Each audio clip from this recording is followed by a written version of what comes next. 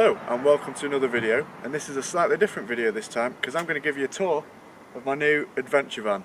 This is a freshly imported last year Mitsubishi Delica L400. Now this is a petrol V6 model and it has 4-wheel drive with low range and centre diff locks, and I don't mind saying that I paid £4,300 for this one with about 112,000 miles on the clock, and that was with a tow bar fitted.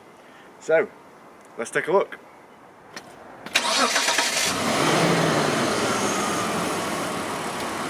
So, quick look at the engine bay. I'm not going to nerd out on you guys, but that's a 3-litre V6 from Mitsubishi that's got a new battery, a new coolant system and a new alternator put in for when I bought it.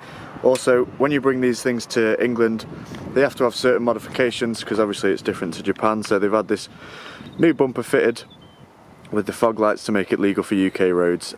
All the work was done by the guys that imported it, apart from the new alternator, which I put on because it went about a month or two after I bought it.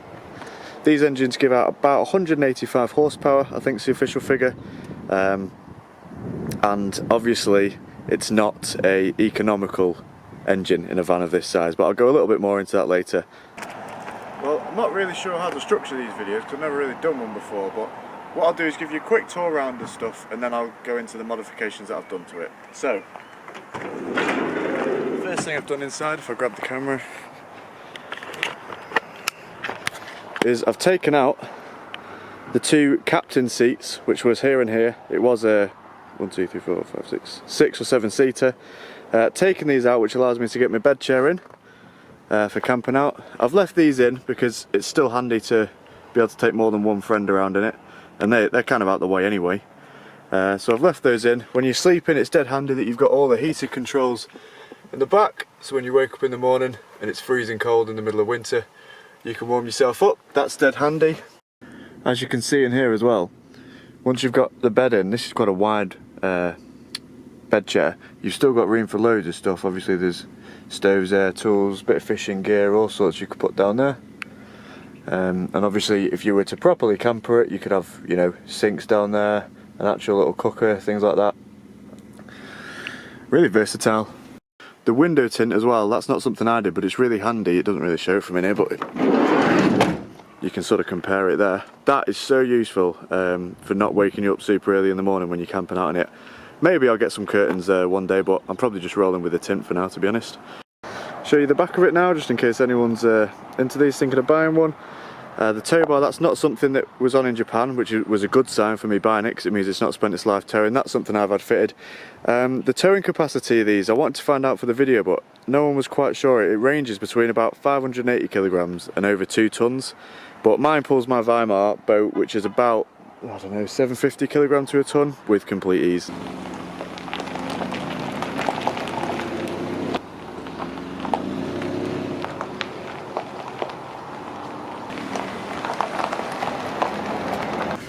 Well, I thought I'd do this next bit to camera while we're driving, partly because it spices the video up a bit. It's not just me standing in front of a van, and partly because it makes me feel like a Top Gear presenter, so it lets me live out that little fantasy.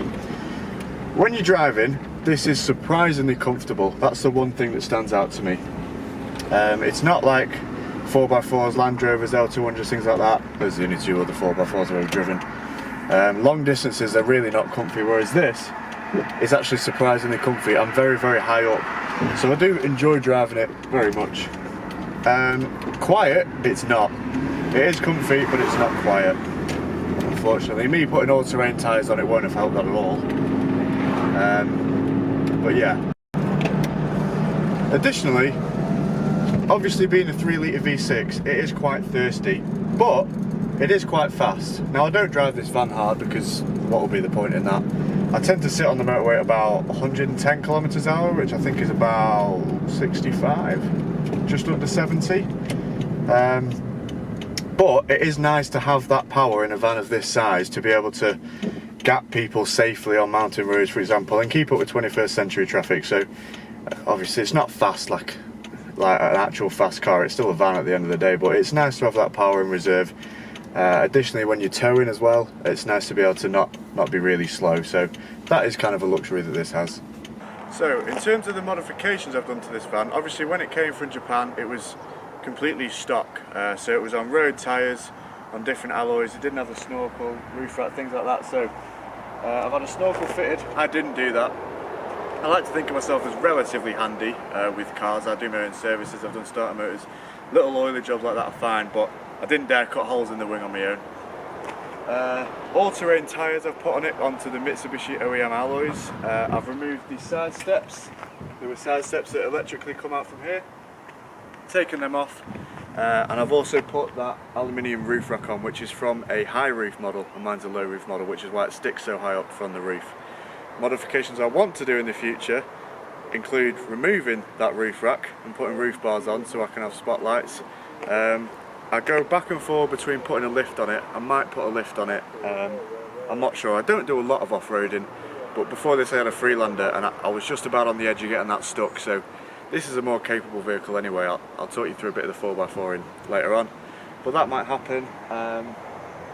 Other things you can go on forever. I might want to put a winch on it, things like that, but I probably won't. I would like solar panels and then some sort of an inverter or split charger system inside with a leisure battery, so I can maybe have some Wi-Fi and I can maybe do some work and stuff while I'm away camping. That would be really handy, because I do use this car camping a lot. But yeah. Now, one thing I should probably talk about is fuel economy. Obviously, this is a 3 litre V6 van. It's not economical. Can't really complain at that. I feel like you can't buy a vehicle of this nature and then complain you don't have good fuel economy. I'm sorry if this footage is a little bit vibration-y, by the way. I've never tried this before, so the camera might be moving a little. But I've worked out that it's about, where I launch in Windermere is about 45 miles away, and I can do there and back on about half a tank. So that's a range of about 180 miles. However, it's noticeably less when I tow, significantly less when I'm towing the boat. That's just something that happens. So the fuel economy in this is probably in the high teens. It's less than 20 mpg, which is not good. For that reason, one of the options with buying the petrol version of this is I can do an LPG conversion. It's not something I would attempt, but it's about £1,000 for a mechanic to do that for you. And then obviously LPG is what, 80p a litre. I think you get slightly worse fuel economy, but it still works out a whole load cheaper. I was put off doing that, and you might be put off doing that if you're camping in vans of this nature, because obviously when you go camping you try and get as far away from people and stuff as you possibly can, so you think there's probably going to be nowhere that does it, but you can always of course still use them on petrol. So all you're doing really is doubling your range, and you have the option to use it cheaply if you can, but if not, you can still run them on petrol. So that's something I'm looking into. It's £1,000, which is never fun to spend £1,000, but I think it's something I'm going to go for. On the topic of fuel economy as well, it's also worth saying that that massive roof rack on the top isn't helping. That's another reason I got to go back to roof bars. Also, I very rarely find myself actually needing to put something on the roof. It's nice to have that option, but it's not worth, that's probably costing like 4 mpg just having that thing up there, so that's definitely coming off. So, got a slight little gravel slope here. I've kind of struggling to find anywhere to do any proper 4x4 at the moment, but this catches a few two-wheel drive cars out, so we're going to give it a go. Pop it into 4-wheel drive, pop it into drive, and you'll see that this will just cruise up it. To be honest, it does do this in 2-wheel drive actually, but this is the kind of loose gravel that I imagine they use on like F1 car traps. So a perfect test of this. This is not really testing it to much of its ability, but you'll see it just trundled up there nice and slow, no run up or anything. The torque just did it. Obviously the V engine gives for better torque. Like I say, I'm never going to take this green laning or do any extreme off-roading, but it's nice to know you'll be okay if you need to tow your boat up a muddy hill, or if you end up in deep water recovering your boat on an incoming tide, for instance. So, things I don't like about this, in the interest of fairness, obviously I'm pretty biased because I bought one. Firstly, there's a really annoying creak in here, which I cannot for the life of me find out what it is. I've taken all sorts to bits and I can't stop it, but that's not really the car's fault, I suppose. Additionally, this is meant to be a safety feature, not a safety feature, but an advanced feature that not all the models have.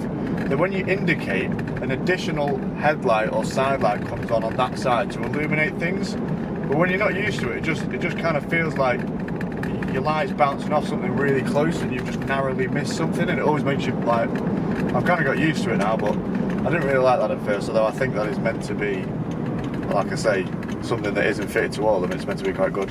The only other thing, it's an automatic gearbox. Now, I was worried about that at first because I'd never had an automatic before, but I got used to it pretty quick. So it doesn't really bother me, I've got used to it now, but it is another thing that's worse for fuel economy. Apparently automatic boxes are worse. I don't know why, but yeah. And to be honest, that's about it. I really, really love this thing.